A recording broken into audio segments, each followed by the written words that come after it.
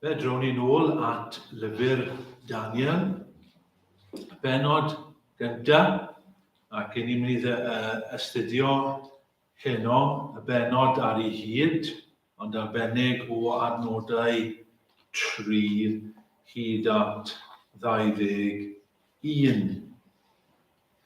Os ych chi moyn un adnod yn destun, fe gymerwn ni adnod 8. Fel fi'n dweud, ni'n mynd i edrych ar benod ar ei hyd. Ond dyma adnod 8, penderfynodd Daniel beidio a'i hylogi ei hun a bwyd a gwyn o gwrdd y brenin ac a erfyniodd ar y prif swyddog i'w arbed rhag cael ei hylogi. A'r mater sydd dan sylw heno yw y cwestiwn hyn: sut y medrwn fyw i'r arglwydd mewn tir estron? Sut y medrwn fyw i'r arglwydd mewn tir estron? Bydd rhaid chi'n sylwi bod fi wedi cael yn nghwestiwn o Salm 137. Wedi addasu chydig. Dyma Salm 137 wrth afonydd Babylon. Yno yr eistedd basom ac wylasom pan feddyliasom am Sion. Ar yr helig o'i mewn y crwgasom ein telynau. Canis yno a gofynodd yr rhai a'n caeth wasent i ni gan. A'r rhai a'n hanreithiasau lawenydd gan ddywedyd cynwch i ni rai o ganiadau Sion. Adnod 4. Pa fodd y canwn gerdd yr arglwydd mewn gwlad dieithr? Yn y bore, fe glywsom ni am y bobl ifanc yn cael ei caeth gludo o Jerusalem i Babylon. Ac yn ei plith yr oedd 4 bachgen yn ei arddegau. Siwr o fod tua 14 mlwydd oed. A'r cwestiwn a fyddwn ni'n gofyn ar y dechrau ynglyn â'r 4 bachgen yw sut aedden nhw yn medru byw ym Babylon. Ac eto i ni'n gofyn y cwestiwn sut roedden nhw'n gallu medru byw I Dduw ym Babylon. I ni'n byw mewn cymdeithas nid annhebyg I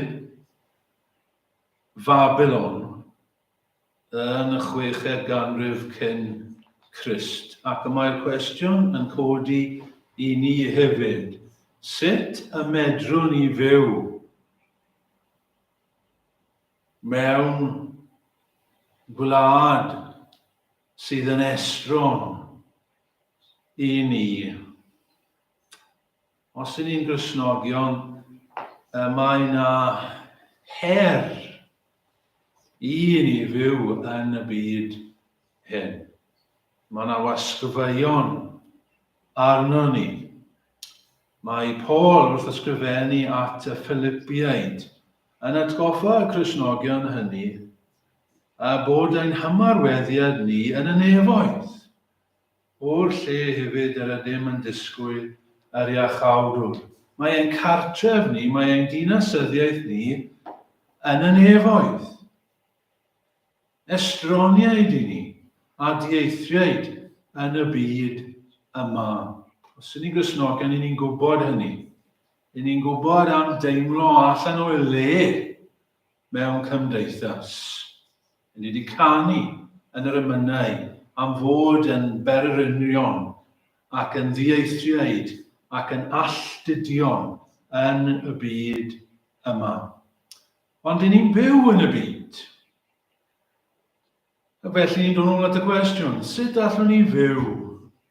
Mwy na hynny, fel yr adnod yn y Salm, Sut allwn ni ganu can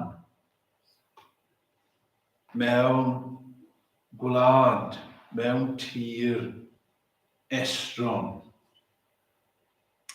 Sut allwn ni fyw gan blesio Duw mewn tir estron? Wel, wrth i ni fynd trwy'r benod hon, mae yna 3 ffeth gen i, 3 ffen heno. A'r pen cyntaf yw gwasgaeth. Gwasgaeth. The pressure.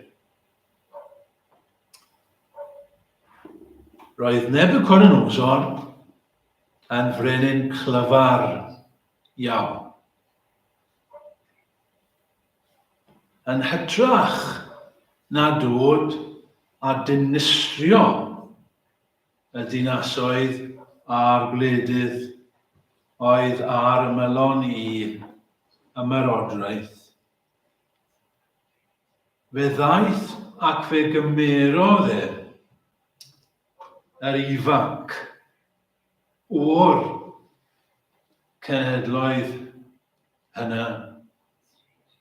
Y rai oedd ag addewid gyda nhw, hufen y cymdeithas, y rai a fyddai rhyw ddydd yn arweinwyr y gwledydd hynny. Mae'n dod ac yn eu cymryd nhw ac yn hytrach na'u lladd nhw, fel byddai ymerawdwyr cynt wedi gwneud. Mae'n eu cymryd nhw ac yn eu hyfforddi nhw. Mae'n eu haddysgu nhw. Yn hytrach na cymryd i ffwrdd oddi wrthyn nhw, mae'n rhoi iddyn nhw. Mae'n rhoi lle o anrhydedd iddyn nhw. Y Babylon. Mae'n rhoi bwyd iddyn nhw. Mae'n rhoi addysg iddyn nhw. Yr addysg orau oedd i gael y Babylon. Mae'n rhoi sicrwydd iddyn nhw o swydd dda unwaith y maen nhw wedi gorffen i astudio oedd i baratau'r mlynedd. A'r cyfan i chi'n gweld gyda'r un bwriad i troi nhw i fod yn Babyloniaid. Dyma'i gynllun cyfrwys iawn i cymryd nhw a'i cael nhw i anghofio i cefndir, i anghofio i tras, i anghofio i magwriaeth, i anghofio i hunaniaeth, ac i'w troi nhw i fod yn ddinasyddion i'r ymerodraeth Babylonaidd. Mae'n gynnil, mae'n gyfrwys, hyfforddi nhw. Mae wel yn ddiniwed yn dydy'r. Just a ddysgu y rai ifanc yma. Ond beth sydd gyda ni? Wel, o'n i ddim beth yw'r gair Cymraeg, ond dyn ni gyd yn gwybod beth yw'r gair Saesneg. Brainwashing. Dyna oedd ei fwriad Brainwashing. Trochi ymenyddol, falle, allwn ni alw Gair Saesneg arall. Indoctrination. Trwytho, meddwl fan hyn. Trwytho yn ffyrdd ac addysg Babylon. O, ac un peth arall. Mae eisiau chi newid eich enwau hefyd. Pob un o'r bechgyn hyn roedd naill ai el neu ia yn eu henwau nhw. Daniel, a Saraya, fel i chi gyd yn gwybod, enwau am Dduw. Duw y Beibl yw rheini. Ond mae Nebuchadnezzar yn enwi nhw yn wahanol. Maen nhw'n cael enwau newydd, enwau Babilonaidd, gyda duwiau Babylon yn eu henwau nhw. Felly mae Daniel yn troi yn Belteshazzar ac yn y blaen. Dim erledigaeth yn erbyn y bechgyn yma. Wel, dim eto, mae'n mynd i ddod, ond ar hyn o bryd, dim erledigaeth.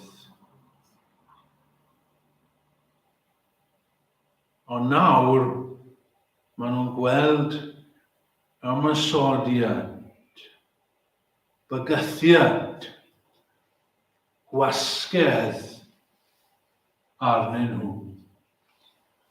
Gwasgedd i gyd yn ffurfio.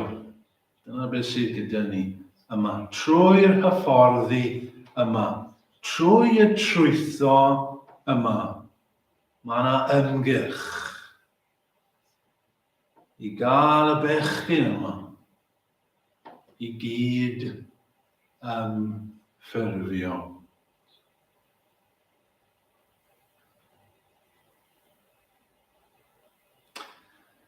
Mae cymwysiad i ni yn eitha amlwg, fi'n credu, ffrindiau. Mae yna wasgedd arna ni. Does dim erledigaeth. Dim erledigaeth amlwg o leia yng Nghymru ar hyn o bryd. Ond mae yna wasgedd aruthrol arna ni, serch hynny, i gyd yn ffurfio. I fod yr un. I dderbyn syniadau, arferion, moesau, blaenoriaethau a dyheadau y byd hwn. Ymhofiwch yr hen, derbyniwch y newydd. Dyma'r ffordd ymlaen. Ymhofiwch am Dduw. Dyma Gymru, ffrindiau, yn 2023. Does dim angen Duw arnoch chi. Ac felly, ni'n gweld hyn. Ni'n gweld yn bobman. Mae Duw wedi daflu mas. Addysg. Dyw Duw ddim yn cael unrhyw le yn addysg ein pobl ifanc yn 2023. Dyw e ddim yn dod mewn. Dyw ddim hyd yn oed yn dod mewn i addysg grefyddol. Ddim sôn am bopeth arall. Gwyddoniaeth. Pa eisiau Duw yn gwyddoniaeth? Gwleidyddiaeth. Does dim sôn am Dduw. Does dim angen Duw. Beth eisiau Duw yn ni? Yn gwleidyddiaeth. Be mae'n Duw i wneud fe? Felly mae Duw allan o wleidyddiaeth.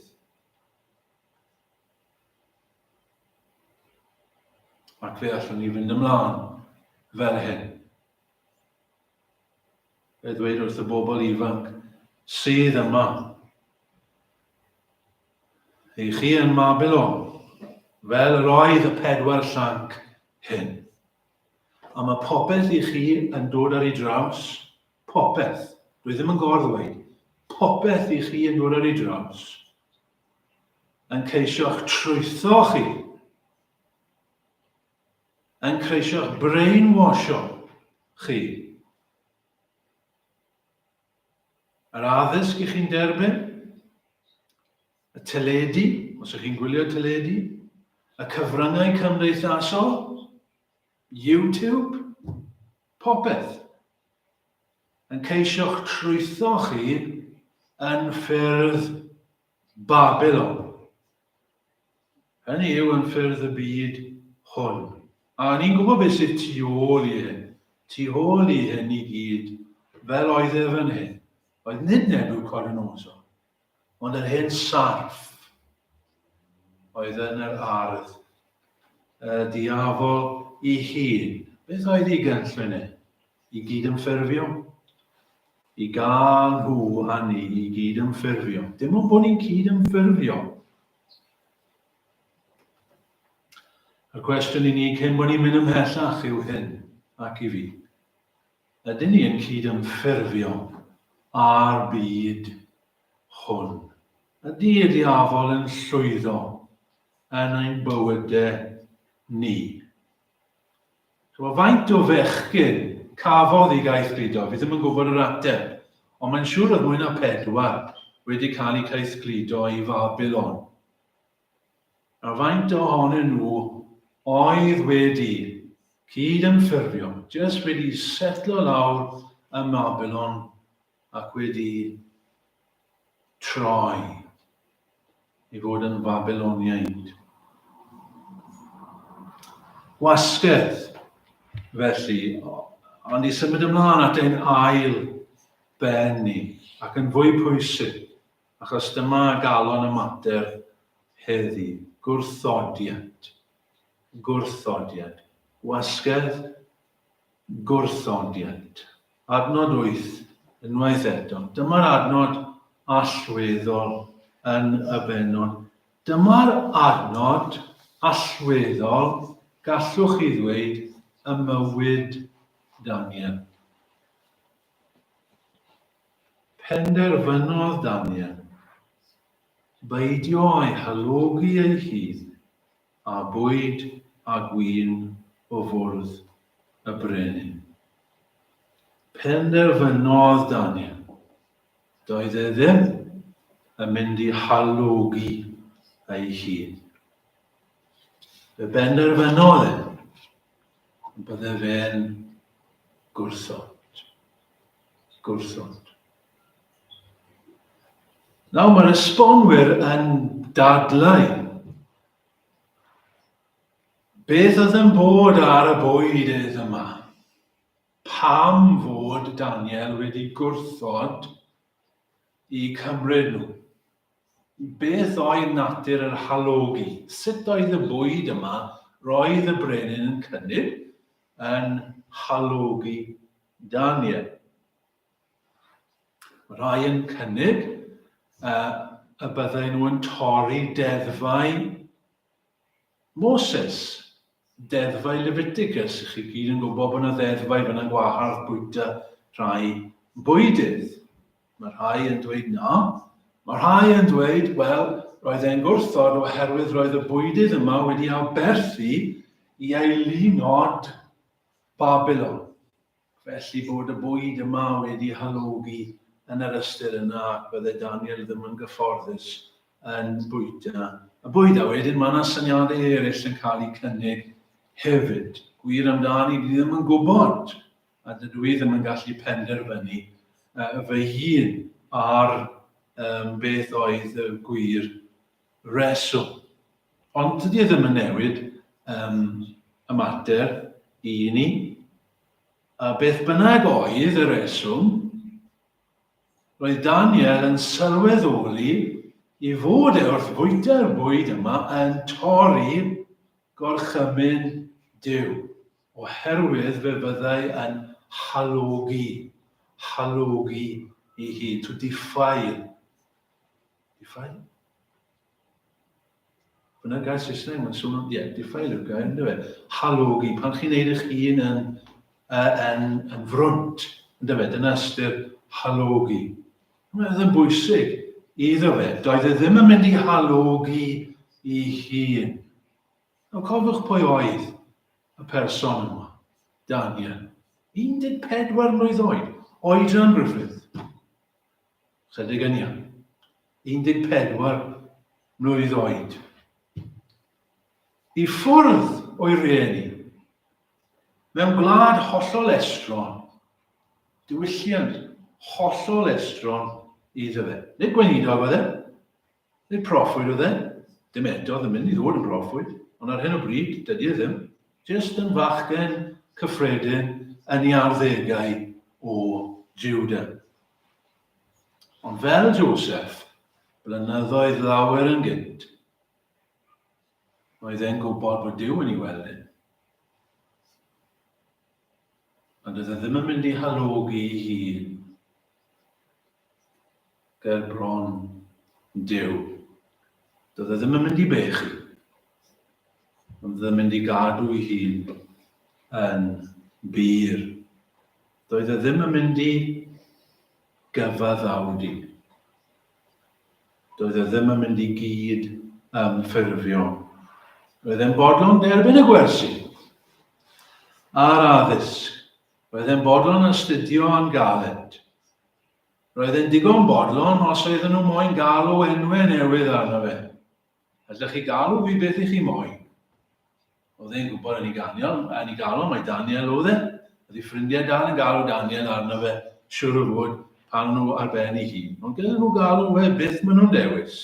Dyw hwnna ddim yn mynd I upsetio fe ormod. Ond dydy e ddim yn mynd I halogi ei hun trwy dorri un o'r chmynion Duw.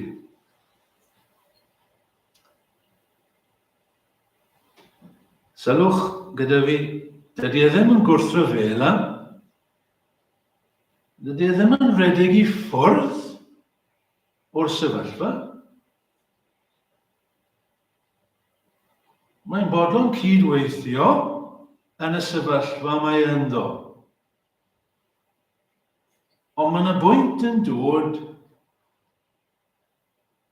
mae'n gorfod tynnu llinell. Mae'n gorfod dweud na. A sylwer ar hyn, ffrindiau, mae'n dweud na yn ei galon I ddechrau. Hwn yn bwysig. Mae'n dweud penderfynodd Daniel beidio.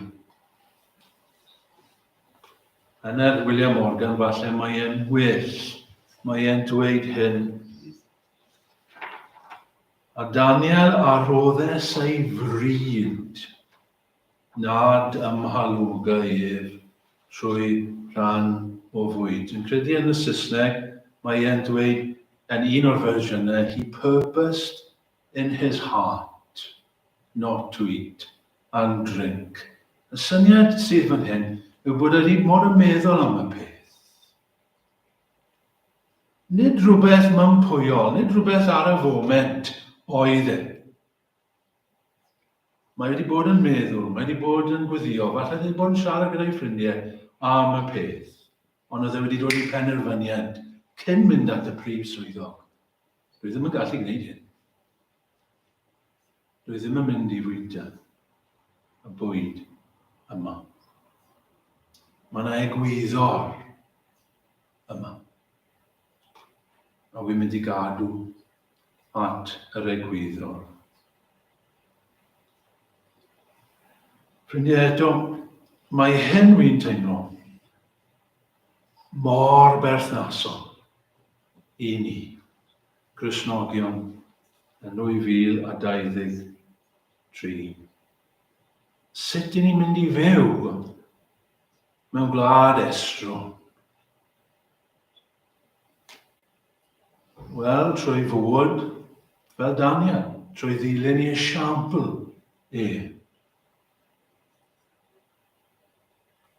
Trwy ofyn y cwestiwn, ydy hyn? Beth bynnag yw e? Ydy hyn yn mynd I fy halogi I? Ydy hyn yn iawn? Ydy hyn yn iawn ger bron Duw? Ydy hyn yn torri cyfraith Duw? A phenderfynu yn ein calon ni. Na, dwi ddim yn mynd I gyfaddawdi ar hyn. Dwi ddim yn mynd I gyd ymffurfio. Dwi ddim yn gallu gwneud hyn. Ffrindiau, iddo rhywun, beth sydd angen ar Gymru Fwy na dim. Yn y dyddiau hyn. Pobl fel Daniel. Beth sydd angen ar yr eglwys? Fwy na dim.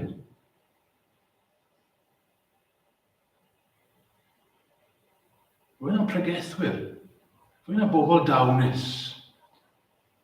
Beth sydd eisiau arna ni yw pobl fel Daniel, pobl cyffredin, sydd yn fel Daniel yna. Mae'n pallu cydymffurfio. Dwi ddim yn mynd i alog i fy hun. Dwi ddim yn mynd i dorri yr egwyddor yma. Ie? Mae pobl i ni yn y byd, i ni goffa cydweithio. Dyn ni ddim yn mynd i dynnu allan o'r byd. Dyn ni ddim yn mynd i fyw fel mynach. Dyn ni'n mynd i fod yn gwrtais, fel oedd Daniel yn gwrtais. Gyda'i prif swyddog, dyn ni'n mynd i fod yn gwrtais ac eddychlon. Ond os mae'r pwynt yn codi, ni'n mynd i ddweud na.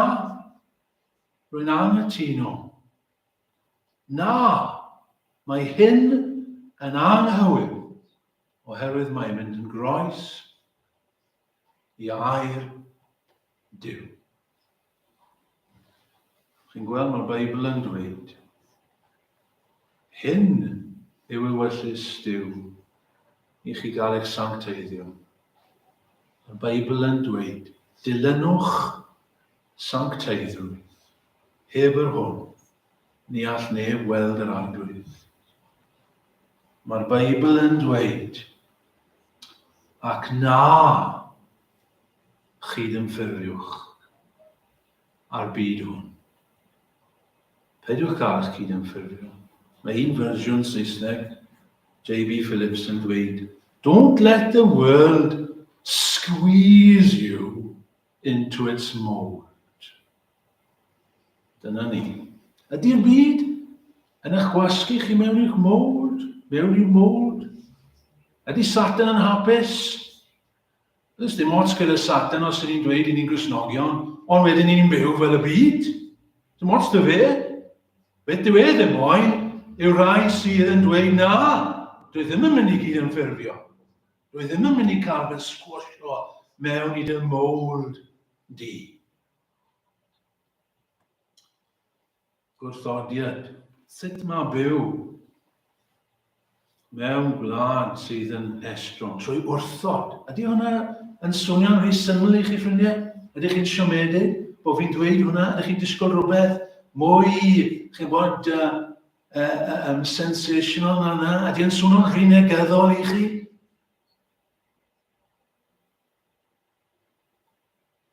Fydde fe rai bobl, bydde rai bobl yn dweud mae'n swnio'n eithafol.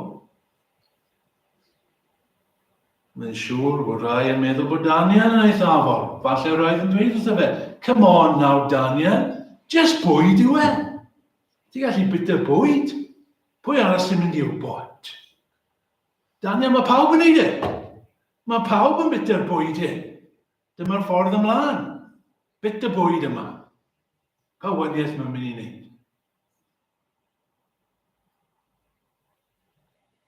Daniel, mae'n mynd i gael ti mewn i trwbl. Clyw, bydd yn well os ti jyst yn dawel ar y pwynt hyn, a bydde ti'n codi i ryw pwynt o ddylanwad, a wedyn ti'n gallu wneud dy bwynt. Na, mae Daniel yn wneud y pwynt nawr. Dy ddim yn gallu torri. Hyd yn oed os mae'n beth bach yn eich golwg chi. Dwi ddim yn mynd i fyta y bwyd yma. Ac oherwydd, ffrindiau, i fod e wedi dal y peth bach, ni'n mynd i weld fod Duw yn mynd i roi bethau mwy iddo fe. Os ych chi'n methu yn y pethau bach, ych chi'n mynd i methu yn y pethau mawr. Os ych chi'n cwympo yn eich pechodau bach, chi'n mynd i gwympo yn y pechodau mawr. Os ych chi ddim yn gallu bod yn ffyddlon yn y pethau bach, Duw ddim yn mynd i roi y pethau mwy i chi.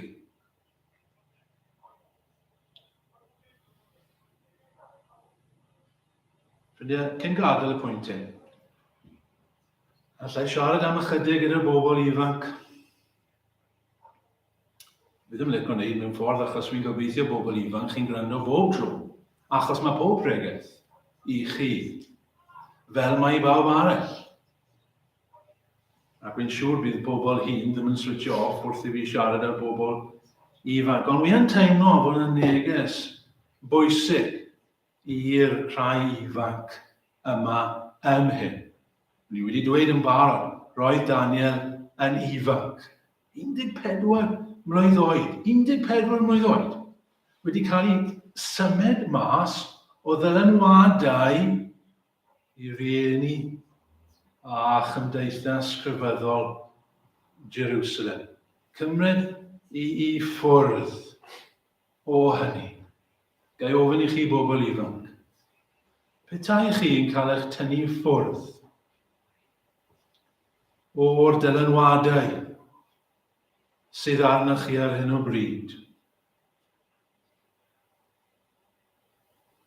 Dylanwadau capel, dylanwadau rieni. Sut byddech chi? Sut byddech chi? Beth petai mam a dad cael ei cymryd i ffwrdd? Sut byddech chi'n sefyll? Byddech chi'n sefyll? Byddech chi dal? Meddwl am pethau Duw? Byddech chi'n dal i weddio? Neu byddech chi'n falch bod y pethau neu wedi mynd?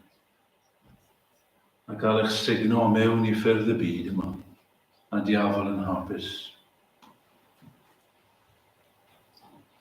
Mae'n wir i bobl hyn hefyd. Mae'n wir i bobl, falle bod rhywun yn gwrando arna ar YouTube. Fi'n teimlo am bobl sydd wedi colli dylanwad capeli. Cymaint o bobl yn gwlad, mae capel nhw wedi dod i ben. Y dylanwad da oedd yn ei bywyd nhw. Capel wedi dod i ben, a dyn nhw ddim yn mynd yn nhw le. Ddim yn mynd yn nhw le nawr.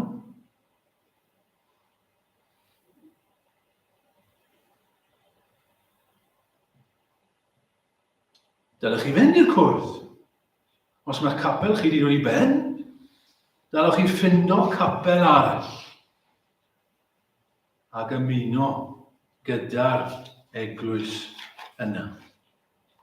Ond iddyn nhw at y bobl ifanc eto.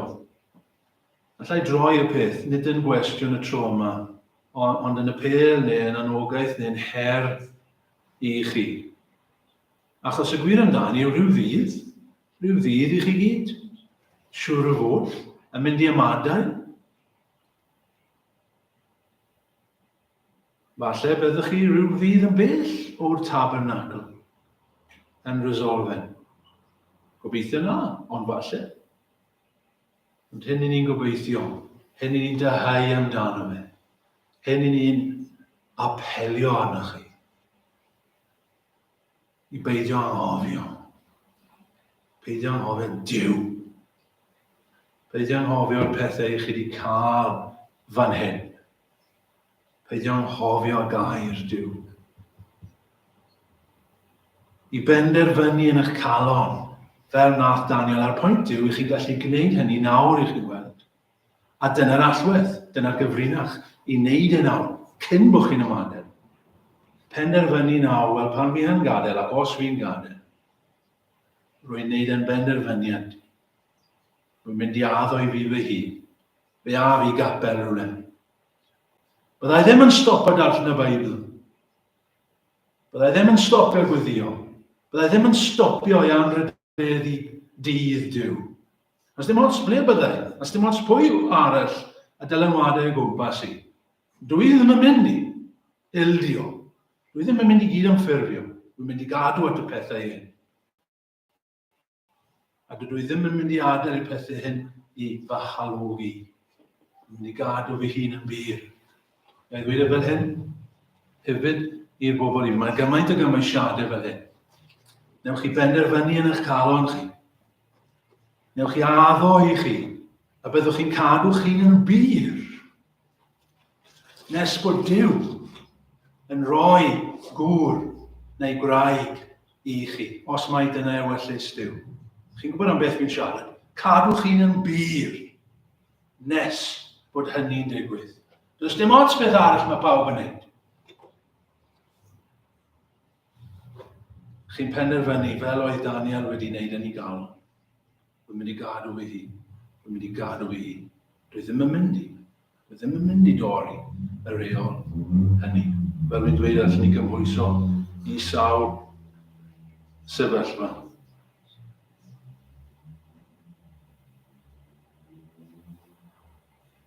Mae yna gan neu emyn plant yn Saesneg.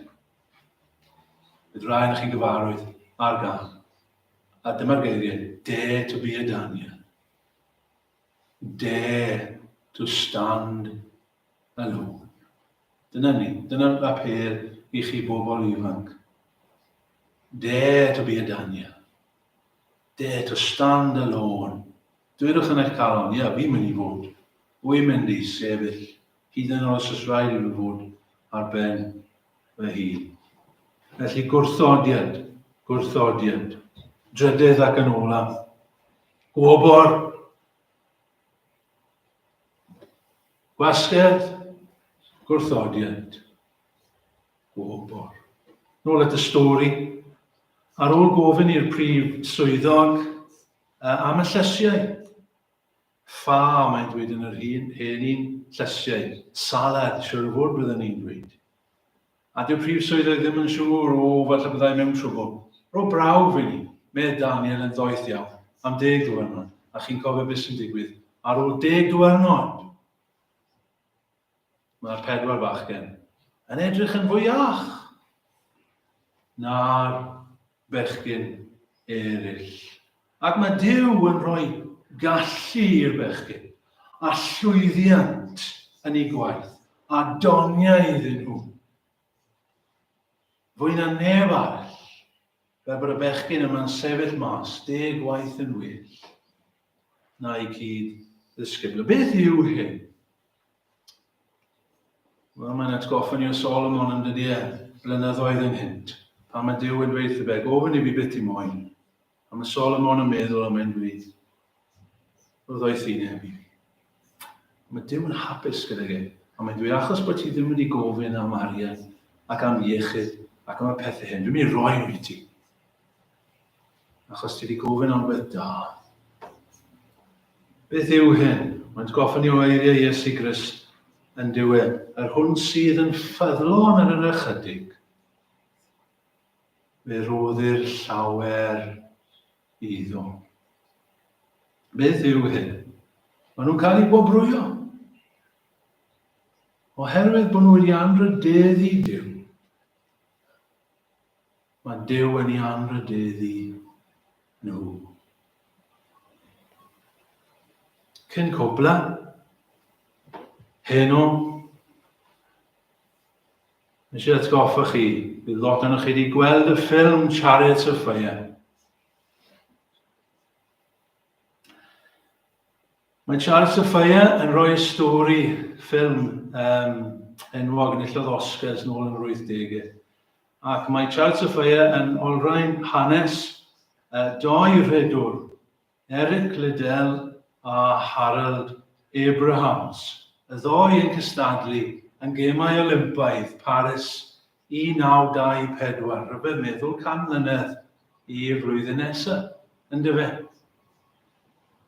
Ac i chi efallai'n cofio y stori, oedd y ddau i gystadlu yn y 100 metr yn y gemau Olympaidd.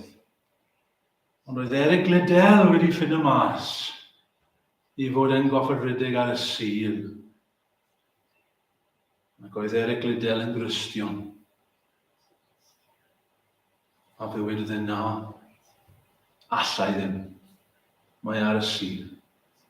O flaen yr holl wasgedd, o flaen y byd i gyd. Sylw y cyfryngau i gyd, fe wrthododd e.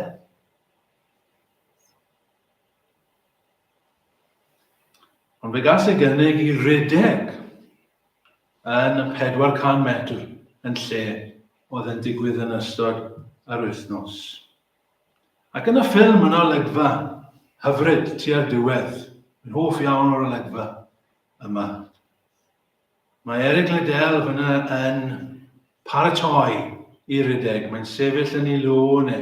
A falle chi'n cofio, mae'n mynd ar hyd y lonydd eraill a mae'n siglo llaw gyda'r cyd-redwyr. Ac mae'n dweud wrthyn nhw, hello, I'm Eric Liddell. Good luck. I don't suppose I'll see you till the end of the race. Ac mae redwyr eraill yn edrych yn hert arno fe. Pwy yw'r dyn yma sydd yn siarad â ni cyn rydeg? A just cyn iddo fe rydeg, mae athletwr arall yn rydeg ato fe. Dwi ddim yn gwybod os yw'r rhan hyn yn wir, ond mae e'n sicr yn dda yn y ffilm. Ac mae darn o bapur gyda'r athletwr arall ac mae'n rhoi yn llaw Eric Liddell. Mae Eric Liddell cyn y ras yn agor y papur ac mae'n dweud hyn. It says in the old book, those that honor me, I will honor. Good luck, Jackson Schultz. Dyfyniad o 1 Samuel 2:30. A mae Eric Liddell yn dal y papur hyn.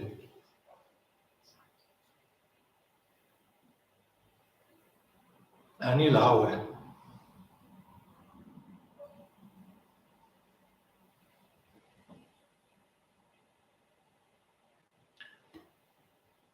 Wrth rhedeg y ras. A mae'n ennill y ras, wrth gwrs. 1 Samuel 2:30. Mae Duw yn anrhydeddu. Y rai sy'n anrhydeddu. Bydde ni fod yn rai sydd yn anrhydeddu Duw.